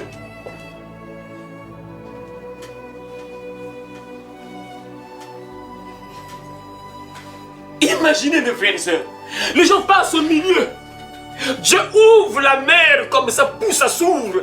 Les gens passent au milieu. Mes frères, quelque part tu as peur parce que peut-être l'eau va lâcher. Peut-être ça va lâcher, il va mourir.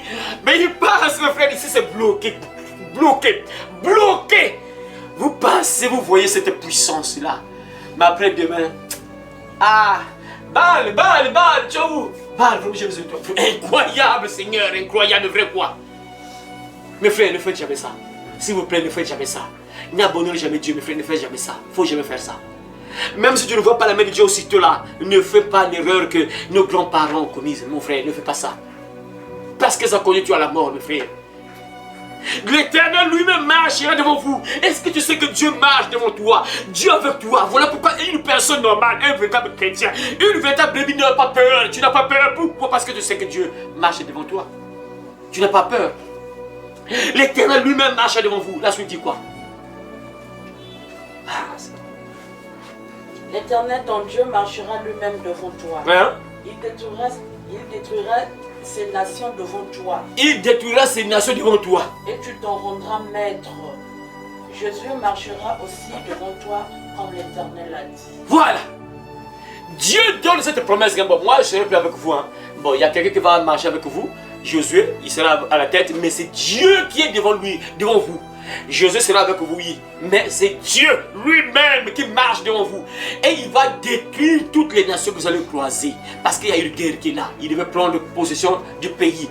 Et le pays là a été occupé par des païens.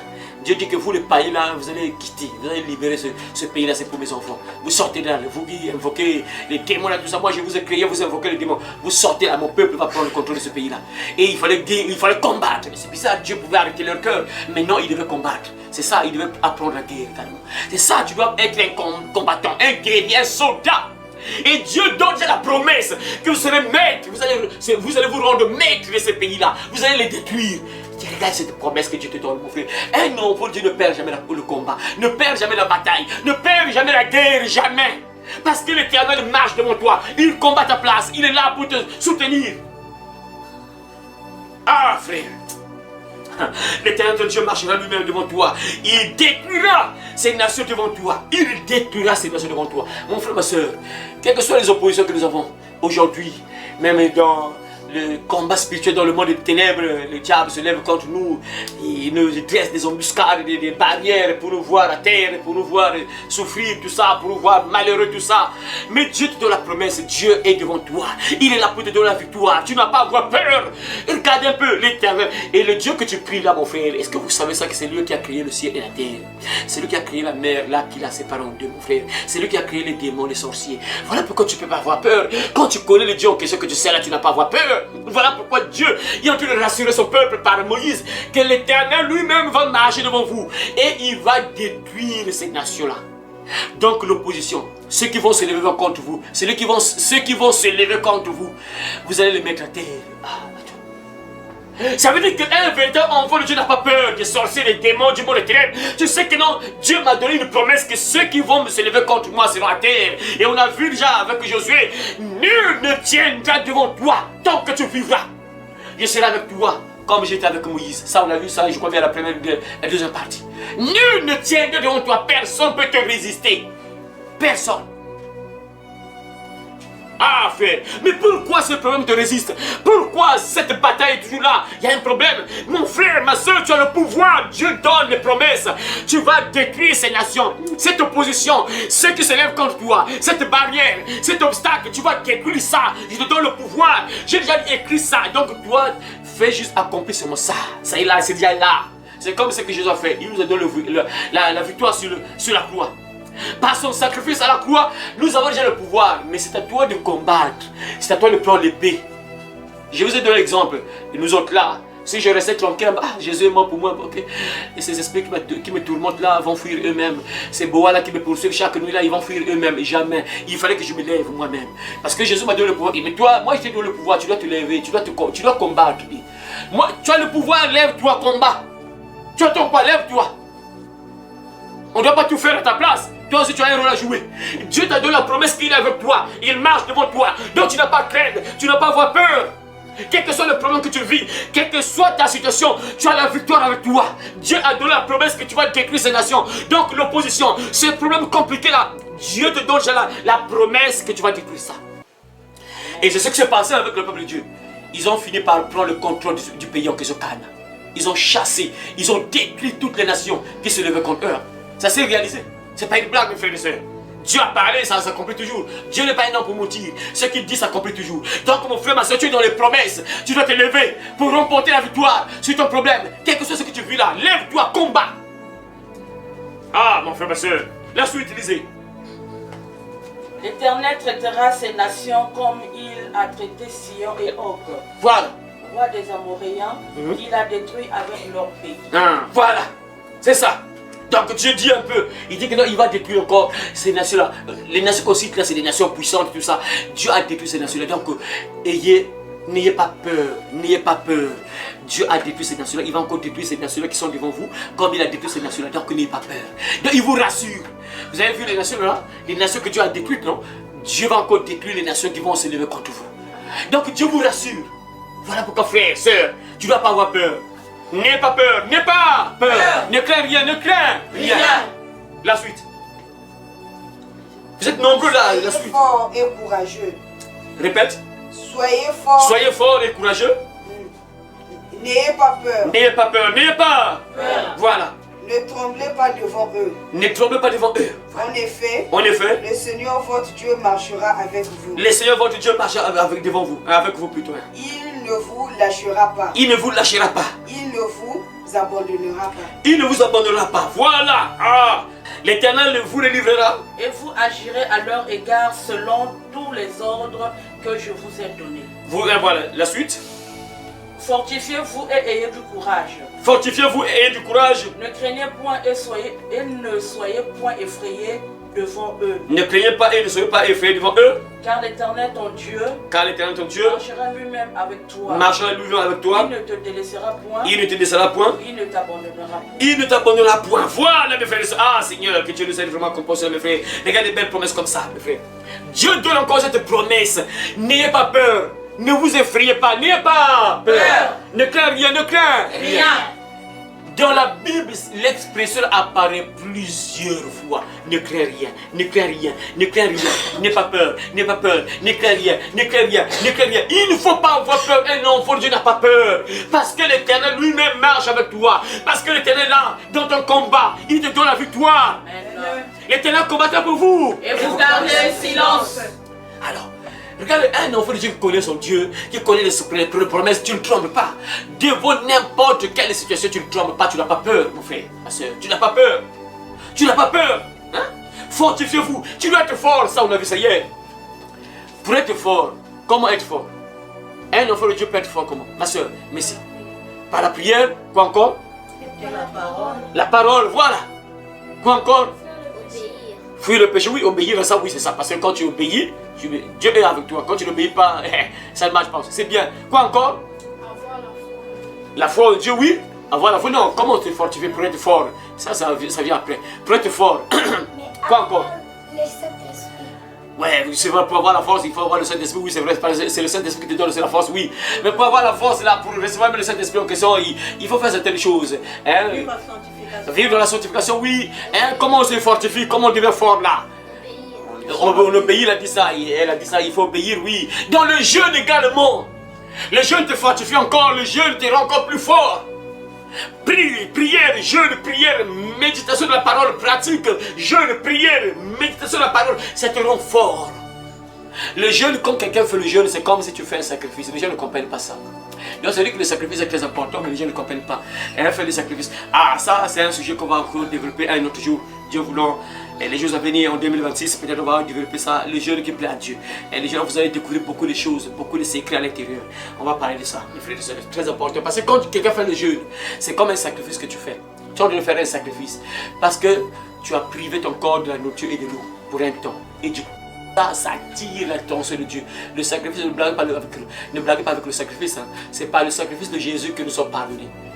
C'est par le sacrifice qu'Abraham devait faire que tu as vu que oui, Abraham vraiment même. Il y a des choses que tu dois faire qui attirent encore l'attention de Dieu. Dieu dit à Abraham, Abraham, sacrifie-moi ton enfant, ton unique. Abraham, comme il aimait tellement Dieu, ok, pas. Il veut sacrifier. Ah, Abraham, non, ne touche pas l'enfant. Ah, je vois vraiment que tu m'aimes. Hein. Je vois vraiment que tu m'aimes. Ah, ok, c'est bien. Vous voyez, donc quand tu fais certaines choses, ça attire aussi l'attention de Dieu. C'est très important. Très important. Tu dois te fortifier par la prière, en écoutant la parole. Mais comment tu vas être fort, tu n'écoutes pas la parole? Sachez-le, mes frères. J'ai toujours dit ça ici. Regardez pour ceux, par exemple, j'ai toujours donné l'exemple là que non. Par exemple, pour nous qui prions pour les gens parfois qui sont possédés, les prières de combat spirituel. Tant que tu n'as pas la parole, tu ne pourras pas tenir longtemps. Tant que tu n'as pas la parole dans ta tête, là, dans ton cœur, tu ne pourras pas tenir longtemps. Parce qu'il y a des démons qui sont résistants. Et si tu n'as pas la parole, tu ne seras pas fort. Ça veut dire que tu n'es pas fort. Le démon résiste, tu parles, après tu t'arrêtes. Le démon a gagné. Parce que tu t'arrêtes, tu n'as plus les arguments, tu n'es plus fort. Tu arrêtes, tu perds le combat. Tu dois te fortifier en écouter la parole, regarde tous les versets. Ah, Seigneur Dieu. Ayez l'habitude de lire la Bible. Tu dois lire la parole, tu dois avaler la parole, tu dois lire. Et quand tu lis la Bible, ça te rend fort. Tu écoutes la parole, ça te rend fort. Mais je ne sais pas si vous lisez la Bible. Vous qu'on a partagé la Bible, est-ce que vous lisez? Seigneur, parle-moi, Seigneur. Vous entendez? Et si on vous zigoue, les sorciers vous mettent à terre là, il ne faut pas attaquer les sorciers, il faut les laisser tranquilles, les sorciers. Parce que c'est vous-même, on vous donne des secrets, comment être fort. Mais vous ne voulez pas lire d'abord la Bible. Après un jour, le sorcier t'attaque, là, on te met à terre, là, après tu commences à te fâcher contre le sorcier. Laisse le sorcier tranquille. On t'a donné le secret qu'il faut lire la Bible, comme ça tu seras fort. Et lorsqu'on va t'attaquer, il va tomber. Mais toi, tu ne veux pas lire la Bible, après tu attaques le sorcier, pourquoi? Nous sommes en guerre. Et en guerre, il faut être fort. Regardez, le peuple commence à partir en guerre. Et Dieu leur dit, fortifiez-vous. Faites l'entraînement. Donc là-bas, dans le temps, là, vous prenez le fer, là, vous mourrez. Tu soulèves le fer. Tu soulèves pour être fort. Parce que tu vas partir en guerre. Et nous ici, la force, là, c'est la parole. Tu lis la Bible et tu dis, ça te donne la force. Tu deviens fort. Vous ne voulez pas écouter la Bible. Je ne sais même pas combien de fois tu lis même la Bible. Seigneur. Si on te pose la question, tu lis combien de fois la Bible la journée? C'est compliqué. Dieu nous aide. La suite, lisez la suite. Ça, c'est l'avant-dernier verset. Dieu dit à Moïse, à Josué plutôt, parce qu'il y a un guide qui est là. Il y a un guide qui est là. Il dit au guide, Josué, tu dois te fortifier. Tu dois être fort et prends courage. Il n'y a aucun berger normal qui est peureux. Il n'y a aucun berger normal qui est peureux dans le sens. Ça ne marche pas. Un véritable berger, il est courageux. Parce que le berger, regardez, Jésus a dit, on frappera le berger et les brebis seront dispersées. Donc le monde des ténèbres sait que non, pour avoir les brebis là, par exemple, on est là, vous êtes là, on est là. Le diable pour vous avoir, il doit frapper le berger, donc il doit me frapper moi. S'il arrive à me mettre à terre, donc du coup, il peut vous récupérer facilement. Il peut facilement vous récupérer parce que vous serez des errants. Vous n'aurez plus pas besoin de place pour aller prier, vous serez là errant à la maison et du coup, quand tu es à la maison, souvent, tu n'auras plus la force, la motivation de lire la Bible, tu n'auras plus la motivation de prier, de chanter, tout ça. Du coup, la force baisse. Puisque la force baisse là, le diable peut venir t'attaquer. Il sait que tu es plus fort, facilement il peut t'avoir. C'est ce que le diable veut. Voilà pourquoi un berger sait que non, je suis attaqué, je suis ciblé par le monde des ténèbres. Les bergers savent que ils sont ciblés par le monde des ténèbres. Lorsque les sorcières et les sorciers entrent dans les églises, lorsqu'ils s'infiltrent dans les églises, les sorciers et les sorcières visent d'abord le berger. Premièrement, c'est d'abord le berger. Les brebis là, c'est à côté d'abord. On doit récupérer d'abord le berger. Dès qu'on arrive à voir le berger, on récupère toutes les brebis facilement. On peut les récupérer facilement. Donc les sorciers et les sorcières, eux, ils visent d'abord le berger. On doit atteindre le berger d'abord. Premièrement, le berger. Et tout berger sait qu'il est en guerre. Lorsque tu es là dans le temple, tu prêches, tu sais qu'il y a des infiltrés qui peuvent être là. Des sorcières qui peuvent être là. Et il est courageux, il n'a pas peur.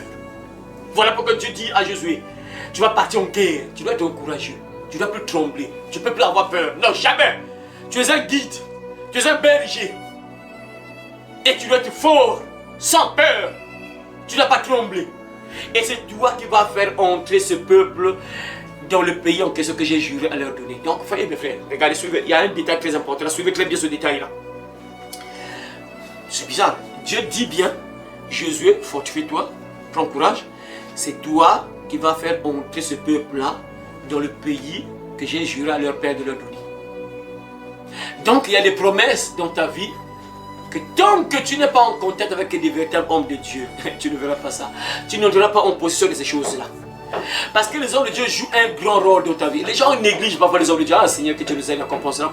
Beaucoup de gens ne comprennent pas ça. Les hommes de Dieu jouent un grand rôle. Dieu dit, attends, ça n'a pas les hommes. Pourquoi il parle comme ça à Josué? Il dit, c'est toi qui vas faire entrer ce peuple en possession du pays que je les ai et j'ai donné à leur père. Pourquoi ne pas dire que bon, partez seulement comme ça et combattez, je suis avec vous, partez. Mais Dieu place quelqu'un. Et c'est toi, Josué, qui va les faire entrer dans ce pays-là. C'est toi qui vas leur donner possession de ce pays-là. C'est toi, grâce à toi, qui vont prendre possession de ce pays-là. Donc les guides sont importants. Les hommes de Dieu ont un rôle très important à jouer. Mais les gens les négligent. Hein? Les gens voient comme juste des vauriens. Hein? Et on ne les respecte même pas. Ils n'ont même pas de valeur. Il y a des choses, toi, pour voir. Tant que tu n'es pas avec un homme de Dieu, tu ne verras pas ça.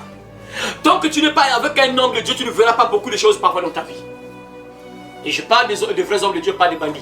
Pas des lourds ravisseurs, non, je parle des vrais hommes de Dieu. Tant que tu n'es pas guidé, tant que tu n'as pas un guide, un véritable homme de Dieu qui est avec toi, il y a des choses que tu ne verras pas. Il y a la grâce de Dieu qui est là. Par exemple, la santé, la bonne santé, tu peux être en bonne santé. Dieu peut te faire grâce.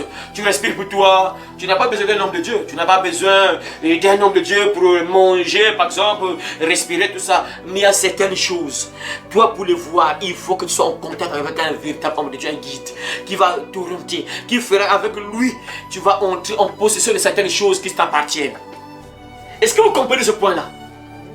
Vous ne comprenez pas. Je ne sais pas. Ah Seigneur. Ah Seigneur. Ah Seigneur.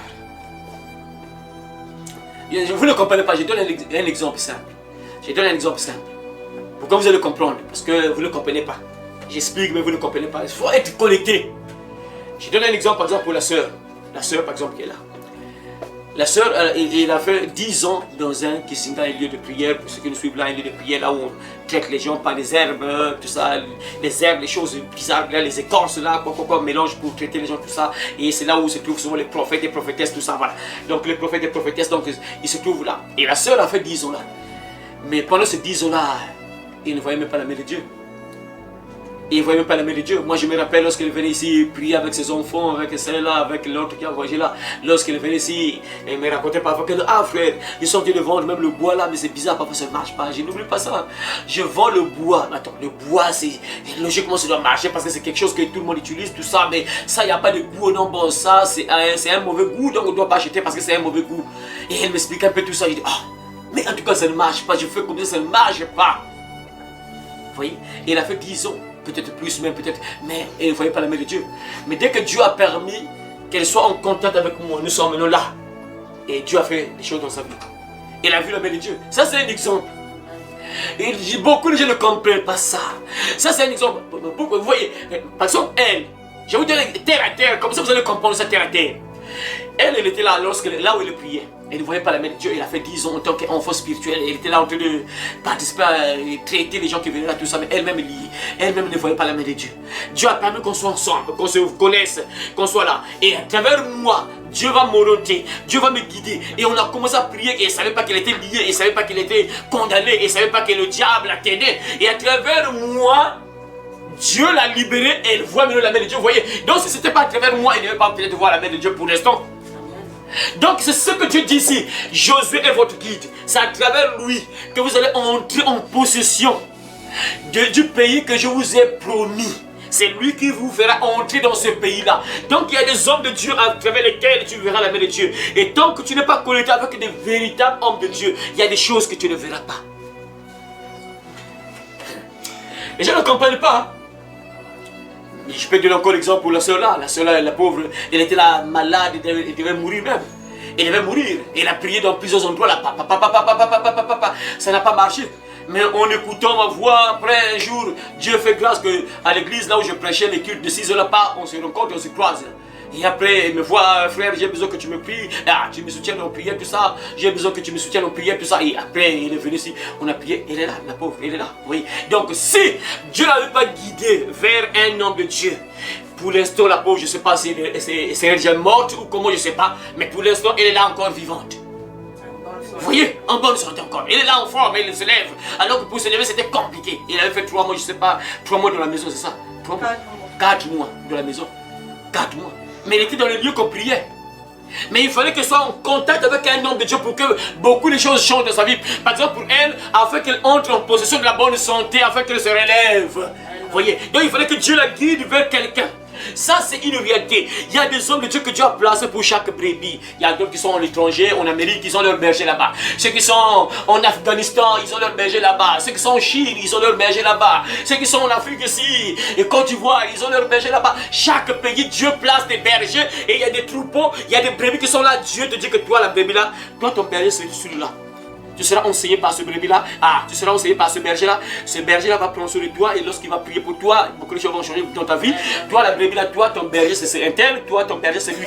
Et tu seras enseigné par lui. Toi qui es là-bas, bon. Toi, je t'envoie là-bas. Ton berger, c'est un tel. Dieu nous a éparpillés. Et les bergers ont un rôle de vous conduire à prendre le contrôle de ce que Dieu a préparé pour vous. Par leur prière, beaucoup de choses peuvent être débloquées. Voilà pourquoi le diable veut attaquer les bergers. Dès qu'il met le berger à terre, bah, c'est fini. Toi, tu vas pas voir la main de Dieu sur beaucoup de choses. Tu vas pas voir la main de Dieu sur beaucoup de choses. Et les gens ne comprennent pas. Les gens ne comprennent pas l'importance des hommes de Dieu. Ils sont très importants, regardez. Ici, Dieu était capable. Il était capable. Partez seulement comme ça. Il n'y a pas de guide. Vous n'avez pas besoin de guide. Partez seulement comme ça, jamais. Il y avait toujours des guides. Toujours des guides. Toujours. Même quand Jésus est mort là, encore d'autres guides, des juges, des Samsons, toujours des guides, toujours des guides. Dieu suscite des hommes qui doivent être là, à la tête. Toujours des rois, ainsi de suite, ainsi de suite. Ah, les gens ne comprennent pas ça. Et pour terminer, le dernier verset dit, l'Éternel marchera lui-même devant toi. Il sera lui-même avec toi. Ah, il ne te délaissera point. Il ne t'abandonnera point. Ne crains rien. Ah, Seigneur, ne crains point et ne t'effraie point. Ah, lisez ça dans vos versets là. La dernière phrase là. La dernière phrase qui peut lire ça. L'Éternel marchera lui-même devant toi. L'Éternel marchera lui-même devant toi. Il sera lui-même avec toi. Il sera lui-même avec toi. Il ne te délaisserait pas. Il ne te délaissera pas. Jamais. Il ne t'abandonnera pas. Il ne t'abandonnera pas. Jamais. N'aie pas peur. N'aie pas peur.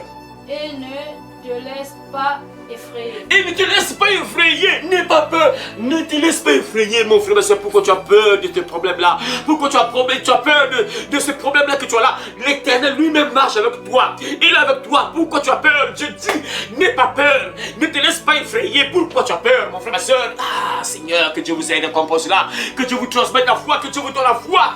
Ah, frères et sœurs. Ne crains rien, ne crains rien. Parce que tu es un enfant de Dieu. Dieu lui-même marche avec toi. Et pourtant, Jésus est avec eux. Mais Dieu dit que l'Éternel lui-même est avec vous.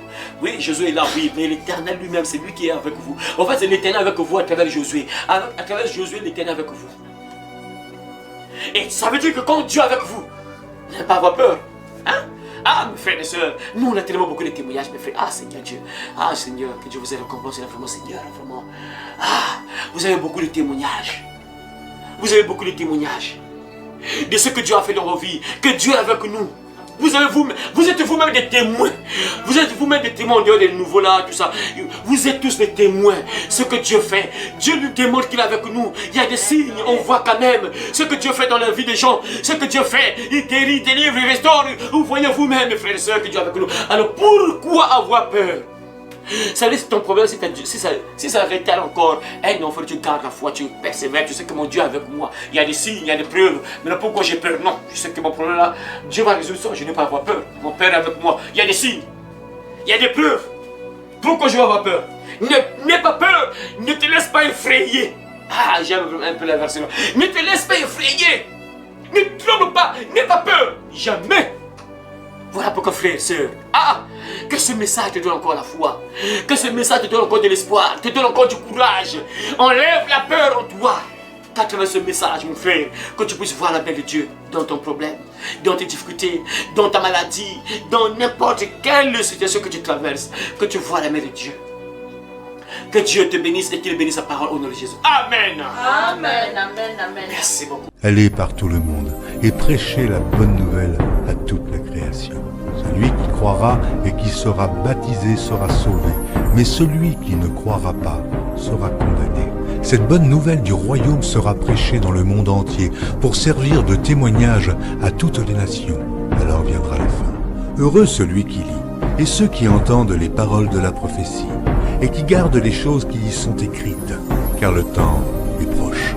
Ces paroles sont certaines et véritables. Et le Seigneur, le Dieu des esprits des prophètes, a envoyé son ange pour montrer à ses serviteurs les choses qui doivent arriver bientôt. Et voici, je viens bientôt, et ma rétribution est avec moi pour rendre à chacun selon ce qu'est son œuvre. Moi, Jésus, j'ai envoyé mon ange pour vous attester ces choses dans les églises.